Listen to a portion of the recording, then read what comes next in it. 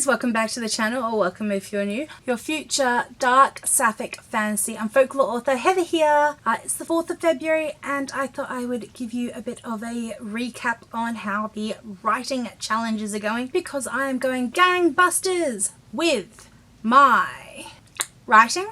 So I did, in the month of January, nut down and do the developmental edits and the final read through for the 2 novellas that are coming out. So Mr. Memory, which is the ghost Gothic romance, in April, and the Sapphic cosmic horror Shadows Beyond the Gates that is launching with Bushline Castle Productions in September. But that does mean my reading has gone a bit by the wayside. But don't fear, I did manage 3 books and about 1,200 pages read, which is not on par of where it needs to be to hit my goals. In case you didn't catch it, I want to read 75 books this year over a variety of different genres, topics, fiction, non-fiction, and 24,000 pages. So working out at about 2,000 pages a month. So I did read Nightshade by Autumn Woods, which is the first book in the Sorrowsong duology. Dark romance, stalker, dark academia. The main character's parents were killed in a plane accident by the main love interest, so that was interesting. I did get around to at least one of my 26 and 26 books, and that is Mystic City, Souls and Spirits by Isabelle Fleil, which is a chunky one, so that's good. And the final book I read in January, the final book I read was a graphic novel, The Sweetness Between Us, which is a queer vampire awakening kind of story. So they were really good. But that leads me on to what I am gang-busting trying to read in February. I'm challenging myself to try and average about 500 pages. No, I'm trying to average about 100 pages a day for the rest of the month. So that should bring me in line with where I want to be in terms of pages. And I have a variety of different books that are helping me get there.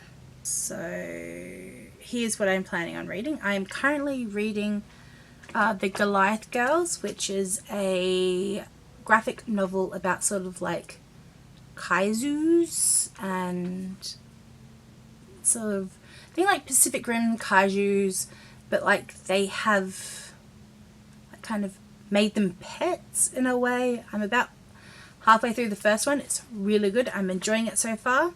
So I probably will continue on with that graphic novel series. Listening, because I did ask people about the next audiobook I should read. I'm about 13% into A Shield of Sparrows, which is quite good. This is also in my 26 and 26 video, which I will link up in the cards if you would like to see what else I am planning on getting to reading. And then finally I've got Blood and the Aether, which is I'm reading through Prime Reading, it by Harper Hawthorne. It's a beautiful cover. I love like the carved skull as well as the colouring in this one. I'm like 6% in magic and a prophecy so far. Really good. And then once I meander through those, I have got, well, Little Dragon picked this up for me when we went to the library because she wanted a book the other day, and that is The Harrowing, which is another graphic novel by Kristin Cashore Rye.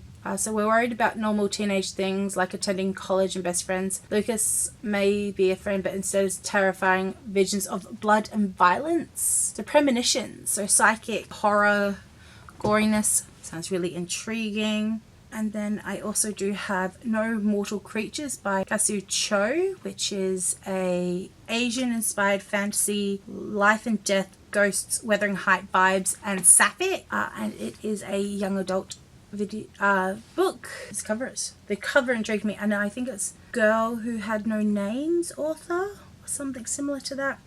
And then I really have to knuckle down and read The Last Druid by Natasha Madden. Which is the first book in the Fae Courts series. So I can read this one, this month, and then I'm going to read the second one in time for the third and final release later this year, so it will be a complete trilogy by the end of the year. So in the heart of the ordinary lies the extraordinary. Everly Baker is a girl thrusted into the foster care system at the tender age of 5. She finds solace in whispering trees and basically goes into a portal fantasy world where fae and magic reside.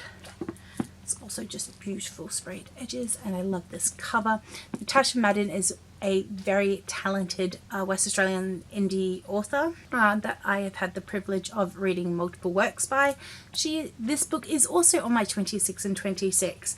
So I am ticking a lot of those off so far. So with all that, if I read all of these, that's 7 books in total. So it will get me up to the pages I need, because there's big chunky books. Focusing on Sapphic fantasies and supporting the indie authors. Like I said, I really want to. I would love if you are picking any of these up. Let me know what your thoughts are. If you would like to read them with me, I'd be more than happy.